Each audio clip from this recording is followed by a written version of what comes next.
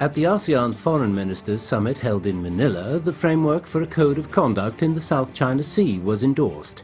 What is the legality of the document and what will be its implications in the South China Sea disputes? It's not easy to resume the six-party talks, but it is a direction that we need to work towards together. New sanctions have been imposed by the United Nations Security Council, urging the DPRK to return to denuclearization talks. What role could ASEAN, the regional summit, play in trying to solve the DPRK issue? Against the backdrop of anti-globalization and emerging protectionism, the 10+3 countries have decided to deepen cooperation. What are the prospects for China-ASEAN economic cooperation? This year marks the 50th anniversary of the founding of ASEAN. What achievements has it made and what are the challenges for its future? And one landmark success concerning the convention or the multilateral meeting commemorating the 50th anniversary of ASEAN, a successful regional bloc, is of course the approval of a framework for COC, the Code of Conduct. Now, some people accused the participants of passing a document quite in favor of China, saying this is unfair. What do you make of their complaints? Well, you have to look at the people who are making the complaints. The loudest complaints were made by Australia, Japan, and the U.S., who have been very dedicated to freedom of navigation, challenging what they perceive as an expanding China. If you look at the rest of the groups, they were largely silent. But this can be explained very simply. Donald Trump. With the kind of chaos and this me-first mentality, America-first mentality, it leaves very little room for a group like ASEAN, which is increasingly more about economic prosperity and moving forward, not about land issues and things like this. So yes, China has had an opening, and it's a larger influence, but it's importantly offering things like Belt and Road and the banks and working with the different areas in terms of funding the needed infrastructure. But real negotiations won't start until perhaps a few months later. But what do you know about the COC? Well, is it legally binding? Well, this is the question. There was some suggestion from the Vietnamese side, who was the host this time, that it should be legally binding. This is a simplistic request because, quite frankly, what does legally binding mean? Who's going to set up a court? How do you take a country and make it do something it's not willing to do? So it's largely symbolic to say that it should be within some sort of legal framework. You then have to build all of the judges, all the procedures that go into it. This has not worked in other areas. Between countries, it is not like between people. There has to be consent. And perhaps those who insist that COC be regarded as a legally binding document may have forgotten that China took the international arbitration on the territorial disputes in the South China Sea as a piece of waste paper, and we didn't take it very seriously. So I would object so what to do you think of the ruling? I think that I would object to that characterization. What China said is that there were preceding incidents where they had historical claims to this. Remember, you have to put this in a complete context. All of the things that we're talking about with UNCLOS, all of these distractions, all of these disputes between countries were started by when the U.S. unilaterally declared that it wanted to have 200 miles or more of its own jurisdiction over waters off its coasts. When they did that, they threw away the cannon shot rule, which everybody understood, and all the borders were there, and everything not in the cannon shot was open seas. So that was very easy. So they've created this kind of land grab mentality that has affected everybody. And this is the root of this. So when you hear the U.S. talking about it, it's a little bit difficult because, the amount, first they started it, and second, when UNCLOS was actually passed, they said, no, we refuse to be subject to its jurisdiction. China did sign on, but with the reservations that it had historical claims. So I don't necessarily agree that they threw it away as a waste paper. They just said it was a flawed process. There are three major issues concerning the South China Sea. First of all, militarization of the South China Sea. Second, land reclamation. Third, freedom of navigation operation by the U.S. Navy there, along with the Japanese and Australian allies. So what do you think of militarization? by simply enlarging some of the reefs, China comes under fire from the West, particularly from the United States, on charges that we have violated UNCLOS, as you said. What do you think of the war of attrition? Well, I think you have to go back to 1956. Vietnam was the first one to make a claim jump, basically, and there was a treaty that was signed that said these are the parcels of Spratlys, they belonged historically to China, and we cede them.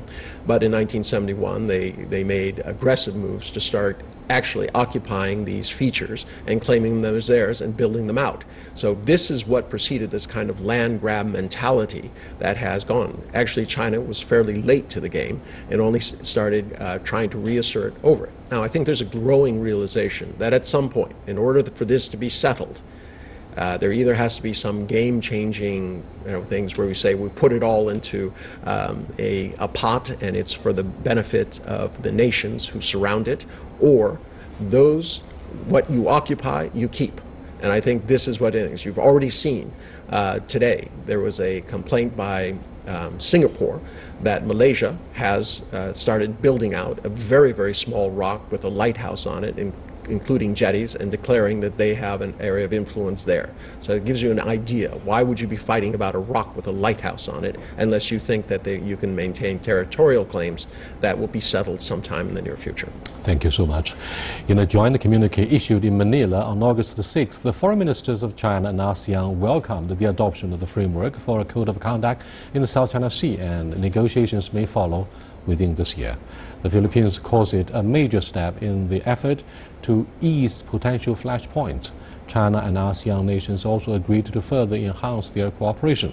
To discuss the issues in China-ASEAN relations and more, sitting in front of me is Anna Tangen, our regular commentator on current affairs, and he's also author and columnist. Also Richard Hidarian, a political analyst and author from the Philippines, and Stephen Wong, Deputy Chief Executive of the Institute of Strategic and International Studies from Malaysia, will also join the discussion via satellite. So, Vietnam did generate headlines for trying in vain to persuade all other member states of ASEAN to write into this joint communique that stopping land reclamation should, and first and foremost, be a necessary article. Why do you think other members are so divided over this issue and they didn't support Hanoi? Well, quite frankly, I mean, if you look at the long history, as we were just discussing, I mean, Hanoi was the first one to basically make a land grab in contravention of treaties. I think it's a little bit hypocritical for them to doing that. But there's a larger context here. ASEAN, the role of ASEAN as it's come forward is to make sure that these member countries can do well. And with the +3, you've seen a major change where the emphasis has been on economic development, making sure that they can survive another Asian financial crisis, that they're not going to be swept up in the winds of whatever happens in the West. So with this, everyone is keeping an eye. Now, also look at the other things that are happening in this particular area. I mean, a lot of these countries are more concerned about terrorism, and they need to support each other in this most vital national security interest. I mean, you look at what's happening in the Philippines. You know, obviously, Malaysia has concerns, and so does Indonesia. These are the pressing concerns. How are we going to eat, and how are we going to keep ourselves safe? So, you know, largely these issues about fishing rights, yes, they're important, but they can be solved. In the end, you have to make a choice between what is more important. To take a closer look at how other member states of ASEAN look at attitude and policy options of Hanoi, let me cross over to Mr. Richard Hidarian, a political analyst and author from the Philippines. By the way, Manila plays the chair of this ASEAN multilateral meeting to commemorate the 50th anniversary of this regional bloc. Hello, Richard. Hello, pleasure. Why do you think all other member states decided not to support Hanoi in writing into the joint communique article concerning the land reclamation and also joint patrolling? What do you think of the divisions between and among member states of this regional bloc? Well, as your guests may remember, back in April, when President Duterte of the Philippines released the chairman statement of the ASEAN, the issue of reclamation and militarization of the disputed land features in the South China Sea was not mentioned at all. But this time around, one particular country, Vietnam, and to a lesser degree, Malaysia, pushed for the mentioning of the issue of reclamation and militarization of the disputes as a source of concern for the ASEAN countries. But other ASEAN countries like Cambodia were very much opposed to that.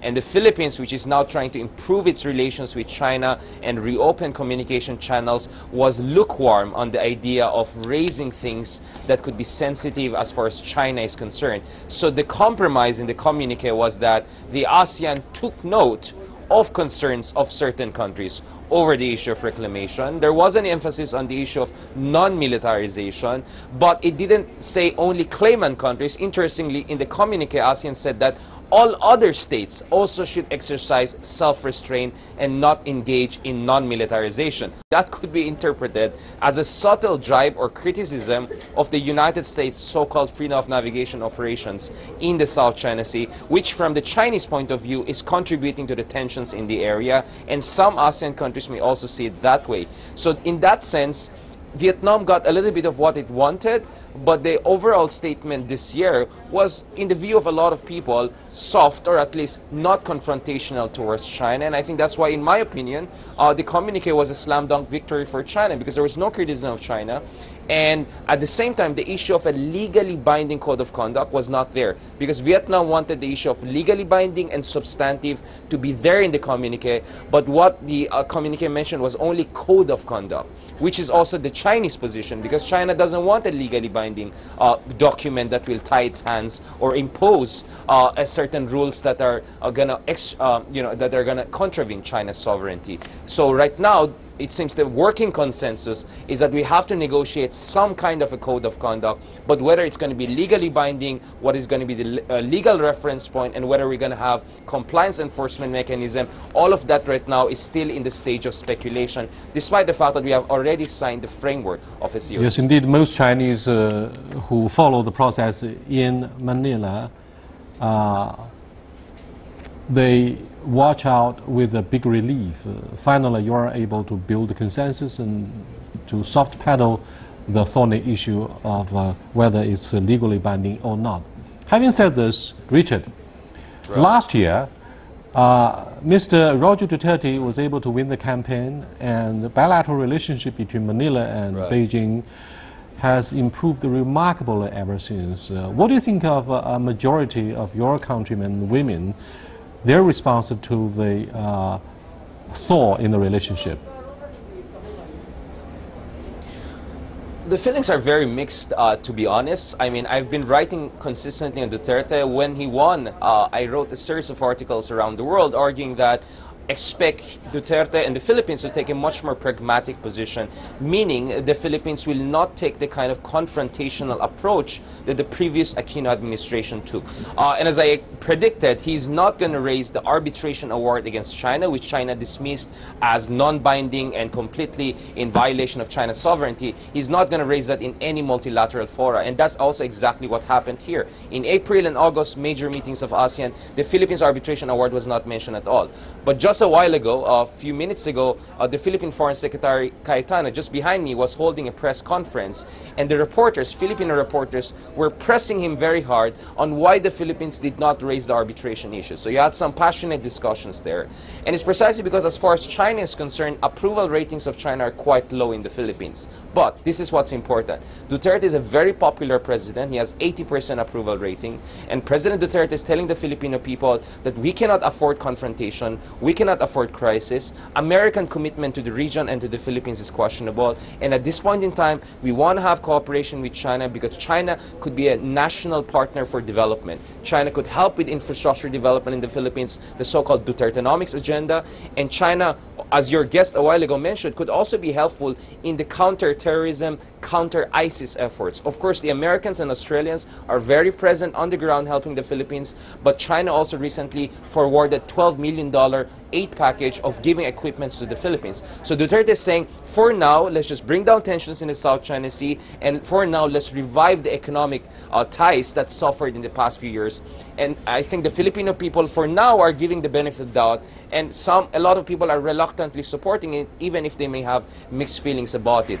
But of course, down the road, if there's a major clash in the South China Sea, if there's a major event, the Philippines might change its position. But as of now, if you take a snapshot of where China and Philippines are going, it's definitely going towards rapprochement. So it's not only détente, we're not only normalizing our relationship, Duterte really wants China to be a major strategic partner for the Philippines. 50 years ago, ASEAN was established to fight communism during the Cold War. Richard, what are the landmark achievements that have impressed you, an observer of the history and development of ASEAN, which should be regarded as one of the most successful regional blocs following the flawed European Union and perhaps NAFTA? NAFTA is not a regional bloc, but it's largely about the regional free trade. So what do you think of the future, the past, the present, the future of ASEAN very quickly? Right. You know, I have criticized ASEAN here and there, but I've criticized ASEAN precisely because I know ASEAN has a lot of potential. I think the ASEAN, without question, as you mentioned, is the most successful experience and model of regional integration outside the European Union and North America. Since the founding of the ASEAN, no single ASEAN country has gone to war with another ASEAN country. And over time, ASEAN expanded. So now you have communist regimes, you have authoritarian regimes, you have democratic regimes, you have absolute monarchies, all sorts of different regimes and societies of different sizes and levels of economic development are now living next to each other peacefully. Even the threat of using force is now unthinkable among the ASEAN countries. So that's a huge success for the ASEAN countries. But moving forward, we have a lot of challenges. We have to come up with unity on key sensitive issues like the South China Sea issue. We are too divided right now. There's too much bitterness among certain countries, and and the problem in the ASEAN is that we're not really based on consensus, we're based on unanimity. So if one country says no, nothing happens, even if that country could be a very small country of few 100,000 people. So I think ASEAN has to upgrade its institutional structure that allows for a certain level of disagreement. Otherwise, it's very hard to make any major decisions because sometimes it's impossible to get unanimity.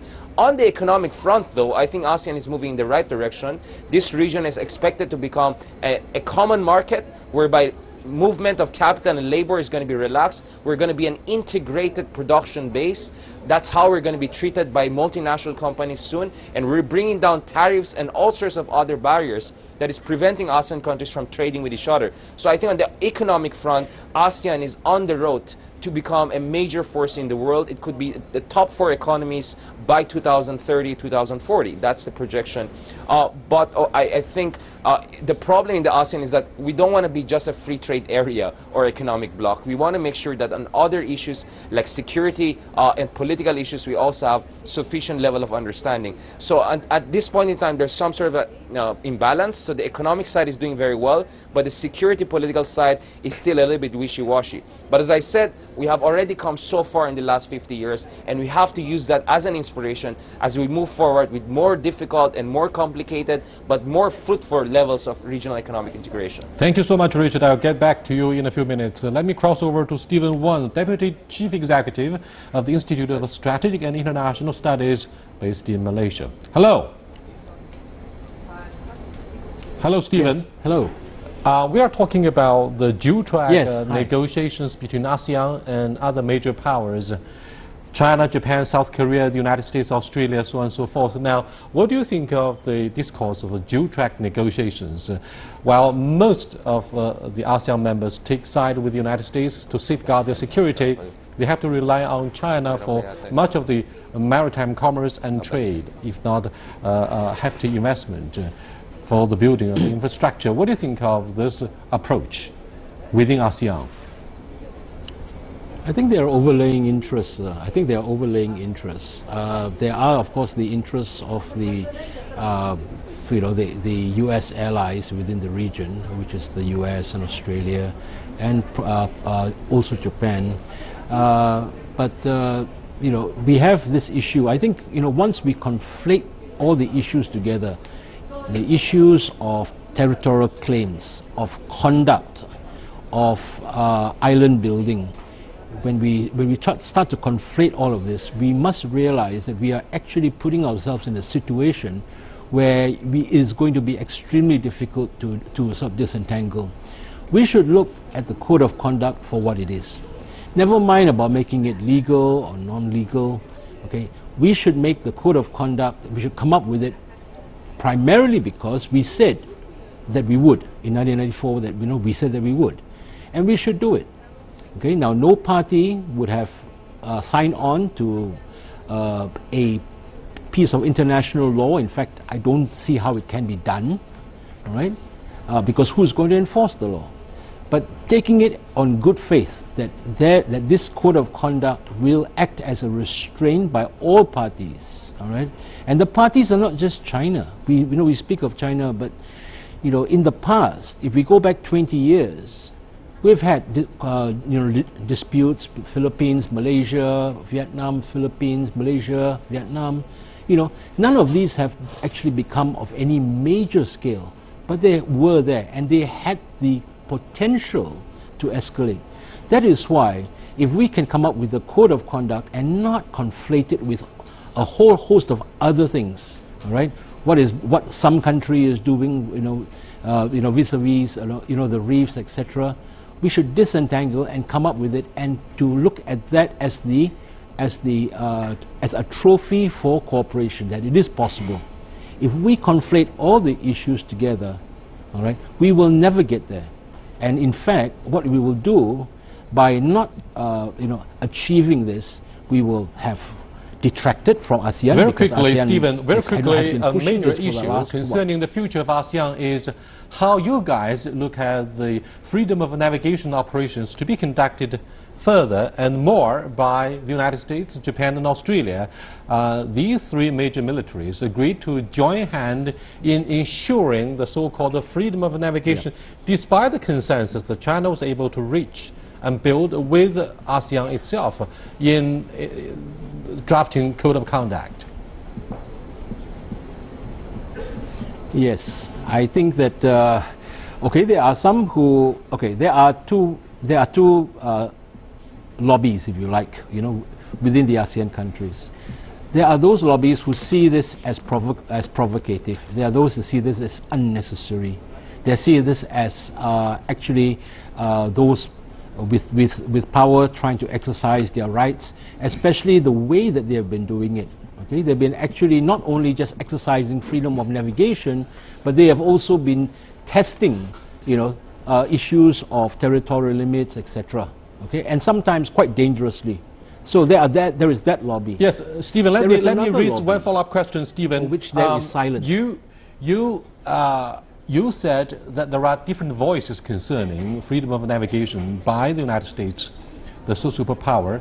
Now, what do you think of the role of Singapore? It seems that bilateral relationship between Beijing and Singapore has been pretty subtle and, if not fragile.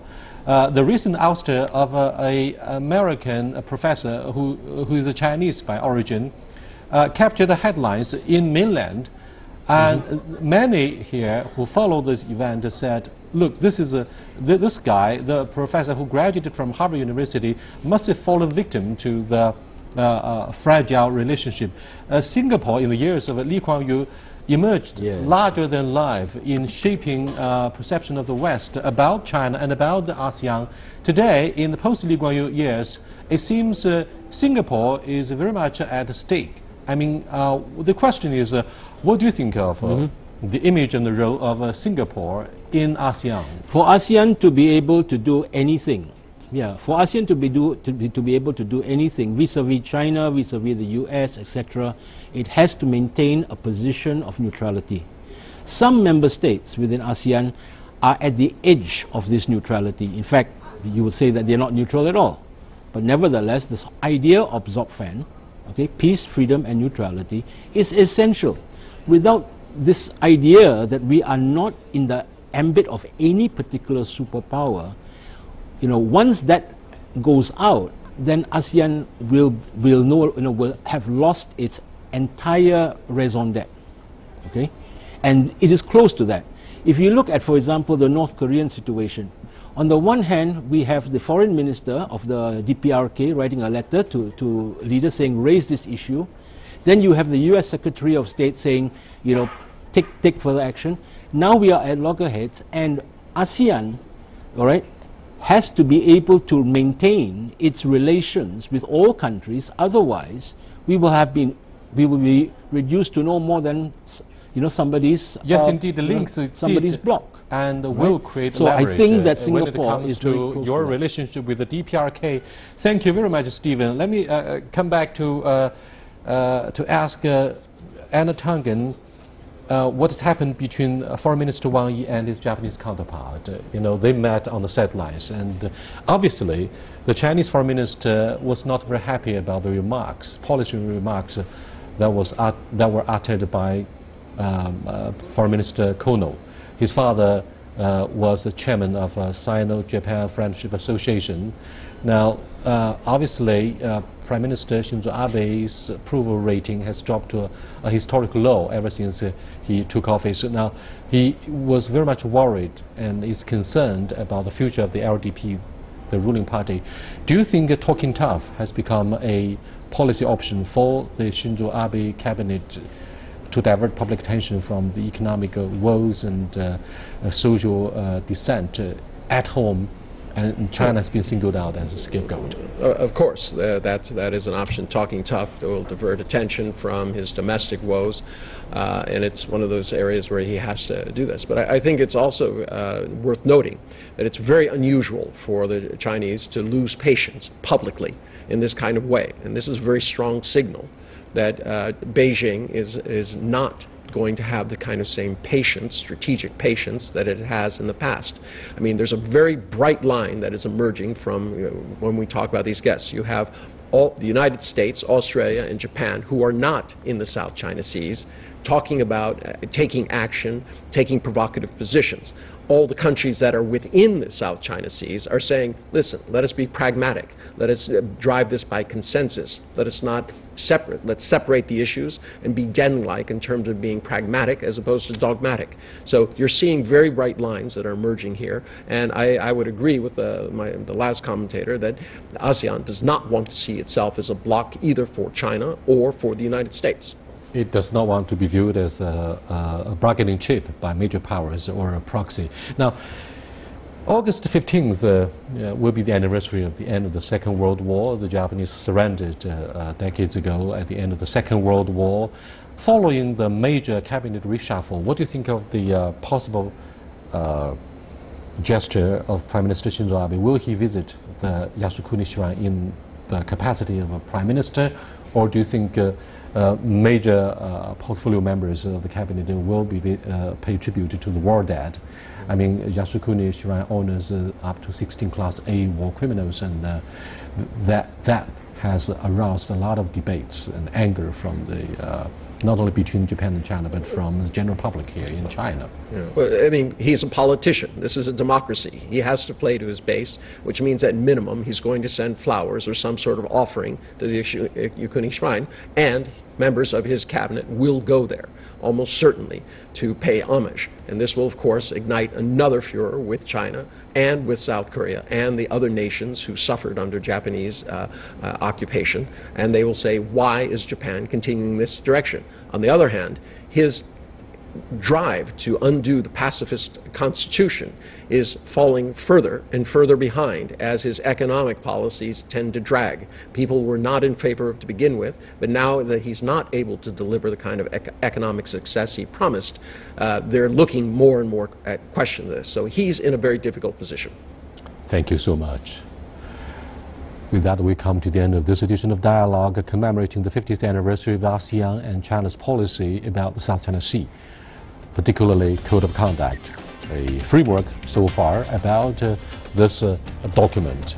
I'll see you next time. Goodbye.